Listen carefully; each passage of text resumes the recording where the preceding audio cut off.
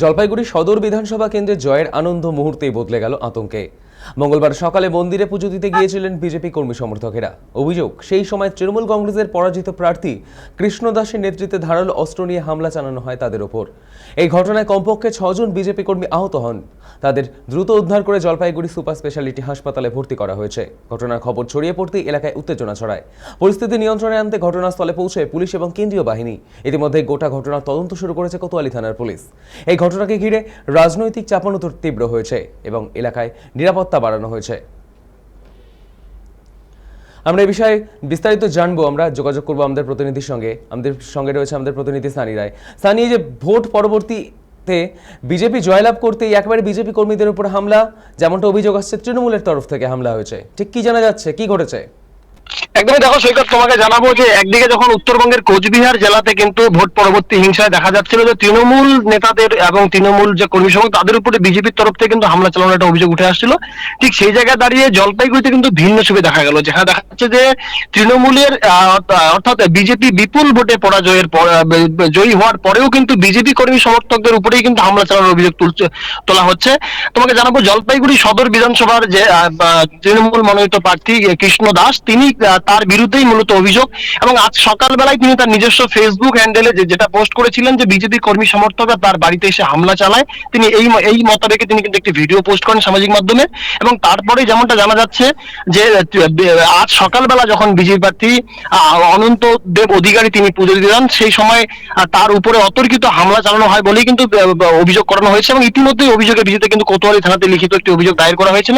এবং যেমনটা জানানো হচ্ছে যে 3 থেকে 4 জনের অধিক সেখানে জখম হয়েছেন এবং ধারালো অস্ত্র দিয়েও তাদের উপরে কিন্তু হামলা চালানো হয়েছিল বলেই তৃণমূলের বিরুদ্ধে অভিযোগ তোলা হচ্ছে।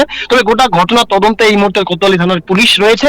এবং তোমাকে জানাবো যে জলপাইগুড়ি জেলার যে মোট 7টি বিধানসভা, কিন্তু 7টি বিধানসভা কিন্তু বিজেপি একেবারে বিপুল ভোটে জয়ী হয়েছে, অর্থাৎ কার্যত তৃণমূল শূন্য এই বিধানসভা জলপাইগুড়ি যে 7টি বিধানসভা, সে জায়গায় দাঁড়িয়ে ভোট পরবর্তী প্রতিহিংসায় তৃণমূলের তরফ থেকেই বিজেপি অর্থাৎ এই মুহূর্তের শাসক দল যারা হতে চলেছেন তাদের উপরেই কিন্তু হামলার অভিযোগ ঘিরে রীতিমতো জলপাইগুড়ি জেলা জুড়ে কিন্তু চাঞ্চল্য ছড়িয়ে গেছে।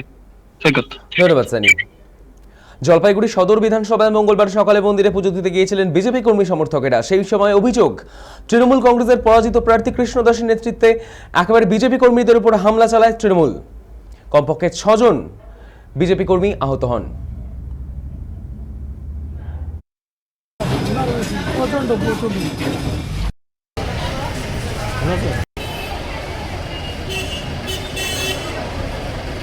ধামুড়ি দেবী মন্দিরে পূজা দিতে যাবো, সারা অঞ্চলের লোক। ঠিক ওই কৃষ্ণ দাসের বাড়ির সামনে রাস্তাটা, পাকা রাস্তাটা, গাড়ি ঘোড়া সব পুজো চলে, ওই রাস্তাটাতে যাচ্ছিলাম আমরা। মোটামুটি 80% লোক পার হয়ে গেছি, তখন কোনো কিছু করেনি। 20% লোক পিছনে থাকার দরুন ওদেরকে অ্যাটাক করছে। আচ্ছা, ওদেরকে অ্যাটাক করার পরে আমরা তো অনেক আগাই চলে গেছি। ফোন করলো যে এই ব্যাপার। তা আপনিও কি অ্যাটাক হয়েছে নাকি? হ্যাঁ। কি? আচ্ছা, কেউ কি গুলি লাগছে কারো? গুলি লাগছে এখানে, এই নিয়ে আসলাম এখানে, হ্যাঁ, যেটা দেখলাম, হ্যাঁ, একসাথে আসলাম তো দেখলাম। ওর কোথায় গুলি লাগছে? মাথায়। তাই? হ্যাঁ, ধরে নিয়ে আসলাম। হ্যাঁ, বমি করছে আর কি। আচ্ছা, এমন অবস্থাটা। এখন ভর্তি 10 তলায়। ভর্তি করে পেয়েছিলাম। এখন কি চাচ্ছেন? আইনত ব্যবস্থা হবে, আমরা কোনদিন করবো।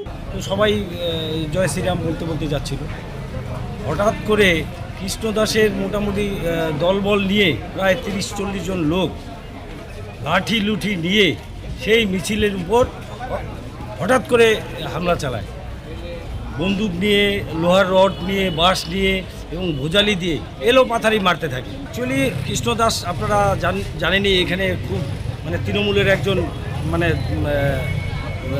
অপরাধী, একদম মানে প্রভাবশালী একজন তৃণমূলের যে এবার প্রার্থী হয়েছিল। এবার ও ছাপা ভোট দিতে পারেনি, যেতে নেই। আজকে ওর বাড়ির পাশ দিয়ে যদি কেউ একটা বিজেপির ঝান্ডা নিয়ে যায়, কেউ যদি জয় শ্রীরাম বলে, সেটাই অপরাধ।